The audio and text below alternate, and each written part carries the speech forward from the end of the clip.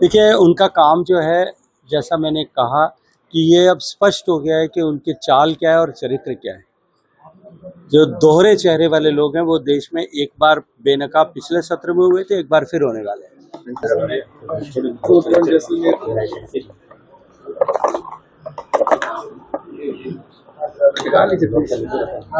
माननीय प्रधानमंत्री जी के नेतृत्व में 2014 से लेकर के अब तक निरंतर अनवरत इंफ्रास्ट्रक्चर को विकसित भारत के परिप्रेक्ष्य में तैयार करने के दृष्टिकोण से जिस तरह से एक सतत साधना चल रही, उसका परिणाम हम सब ने देखा है। देश की सड़कों के हालात बदले हैं, देश का रेलवे इंफ्रास्ट्रक्चर 100% इलेक्ट्रिफाई हो गया है। अभी 2 दिन बाद में हाइड्रोजन से चलने वाली ट्रेन चालू होने वाली है। देश भर में हवाई अड्डों की संख्या जो है वो दुगनी से ज़्यादा हो गई है। हमारे जोधपुर का एक अप्रतिम हवाई अड्डा नया बना, आप सब ने देखा, आप सब उसके साक्षी हैं। उसी अनुक्रम में देश भर के लगभग 1500 रेलवे स्टेशन को एक साथ में नया मॉडर्नाइज रेलवे स्टेशन बनाने का काम 50,000 से भी करोड़ से भी ज़्यादा लागत से माननीय प्रधानमंत्री जी के नेतृत्व में प्रारंभ हुआ। मुझे आज अत्यंत प्रसन्नता है कि माननीय प्रधानमंत्री जी जालंधर से 50 रेलवे स्टेशन का एक साथ उद्घाटन करने वाले हैं और उसमें से हमारे जैसलमेर का रेलवे स्टेशन, बाड़मेर का रेलवे स्टेशन, गोटन का रेलवे स्टेशन, ऐसा कर राजस्थान के लगभग 8 रेलवे स्टेशन का इनॉग्रेशन आज होगा। मैं भी अपने आप को सौभाग्यशाली मानता हूँ कि मेरी जन्मस्थली लगातार कई वर्षों तक सीमा पर काम करते हुए मेरी कर्मस्थली और उसके अतिरिक्त देश के एक अत्यंत महत्वपूर्ण पर्यटन के केंद्र जैसलमेर के रेलवे स्टेशन का भी आज उद्घाटन माननीय प्रधानमंत्री जी वर्चुअली वहाँ से आभासी तरीके से जालंधर से करने वाले हैं और मैं सौभाग्य मानता हूँ कि मुझे ऐसे ऐतिहासिक क्षण पर वहाँ जैसलमेर में इस कार्यक्रम का साक्षी बनने का सौभाग्य प्राप्त हुआ है। मैं प्रधानमंत्री जी का हृदय से आभार ज्ञापित करता हूँ, अभिनंदन ज्ञापित करता हूँ कि उन्होंने निरंतर जब कभी भी जहाँ कहीं भी हमने मांग की वहाँ सब जगह पर विकास के कार्यों को प्राथमिकता से पूरा कराने के हमारे अनुरोध को स्वीकार किया है। जोधपुर का एयरपोर्ट उसका उद्घाटन है, जोधपुर का रेलवे स्टेशन का मॉडर्नाइजेशन हो रहा है, फलौदी का रेलवे स्टेशन मॉडर्नाइज हो रहा है, अपना रामदेवरा का स्टेशन नया रिकंस्ट्रक्ट हो रहा है।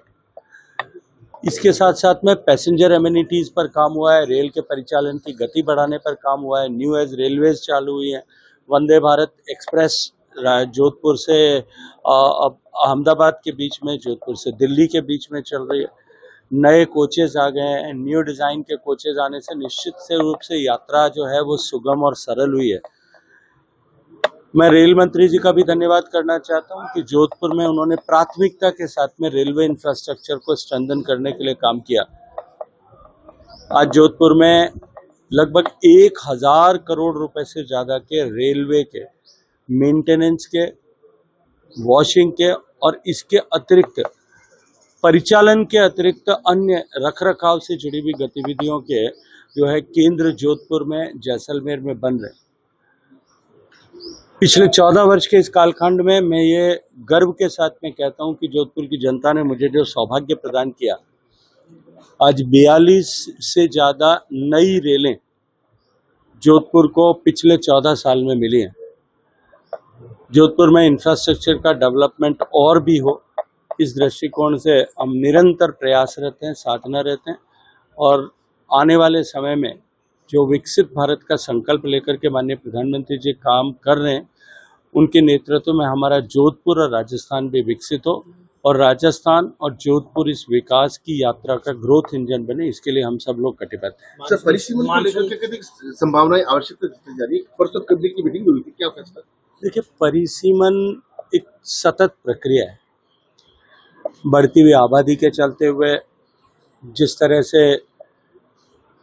लोकसभा क्षेत्रों में, विधानसभा क्षेत्रों में निरंतर मतदाताओं की संख्या और जनसंख्या बढ़ती है, आज़ादी के बाद से संविधान में उस तरह की व्यवस्था की गई। पिछला परिसीमन जब 2008 में लागू हुआ था और उसको परिसीमन के जिस एक्ट के माध्यम से उसको लागू किया गया था, उस एक्ट में ये प्रावधान किया था कि 2025 के बाद में फिर पुनः वापस परिसीमन होगा। मुझे लगता है कि अब समय आ गया है, लेकिन ये निर्णय लोकसभा के पटल पर होना है, लोकसभा के सांसदों के विवेक के अनुसार होना है। आज के समय में ये प्रासंगिक और भी अधिक इसलिए हो गया है कि माननीय प्रधानमंत्री जी ने जिस तरह से महिलाओं को सशक्तिकरण करने से आगे बढ़ करके महिलाओं के सशक्त नेतृत्व में देश का विकास हो, उस दिशा में देश को आगे बढ़ाने के लिए महिलाओं को विधायी कार्यों में उनकी सहभागिता को हम जो है एक्ट ऑफ लॉ के द्वारा सुनिश्चित कर सकें, एक्ट ऑफ पार्लियामेंट के द्वारा सुनिश्चित कर सकें, इस दृष्टिकोण से जो फैसला किया था उसके प्रसंग में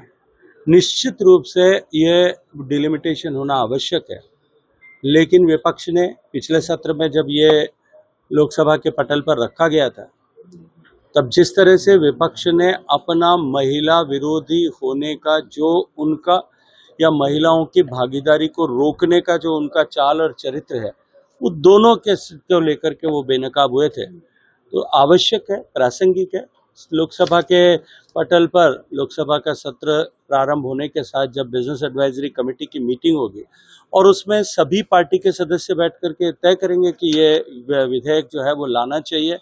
तो निश्चित रूप से विधेयक आएगा।